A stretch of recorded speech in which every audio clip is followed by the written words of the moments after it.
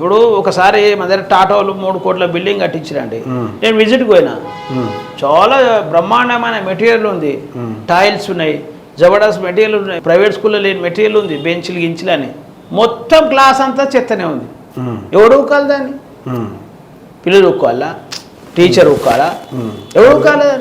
ఓ labour పెట్టాలి కదా, ఎవరినాడు ఒకరు. ఇమ్మీడియట్గా నా సొంత పైసలతోనే ఇమ్మీడియట్గా ఒక అమ్మాయిని అపాయింట్ చేశాను నేను. నాకు ఉద్యోగం అని ఒక ఆమె తిరుగుతుండే. ఓకే ఫోన్ చేసి మరి నువ్వు క్లీన్ చేసావా అమ్మ, స్వీపింగ్ చేసావా చేస్తా అంటే పెట్టేసినాం. అట్లా నేను రిపీట్ మీరు ఉన్న రోజులు పెట్టినా. ఇప్పుడు నేను నాకు ఆనవేర మంత్ ఇచ్చిన, మరి ఇప్పుడు ఎవరు పెట్టాలి? మీరు ఇదే అంశాన్ని రాష్ట్ర స్థాయిలో కావచ్చు, జిల్లా స్థాయిలో కావచ్చు, ఎందుకు పలు వేదికల మీద ఎగ్జాక్ట్లీ నేను ఏదైతే ఎదురు చూస్తున్నానో ఇలా రాష్ట్ర వ్యాప్తంగా ప్రభుత్వ స్కూళ్ళ సమస్యలు పరిష్కరించాలంటే నాకు ఒక రాష్ట్ర హోదా కావాలంటే చాలా రోజుల నుంచి ఉంది మైండ్లో. ఇలా నాకు రాష్ట్ర హోదా బిఎస్పీ వచ్చింది.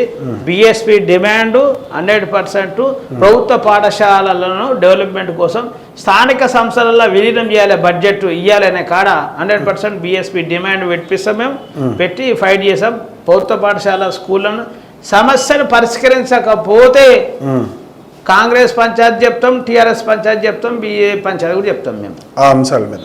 ఇంకా ప్రధానంగా ఇంకా వేరే అంశాలు, విద్యా ఉపాధి అంశాల్లో మీ థాట్ ప్రాసెస్ ఏంటి?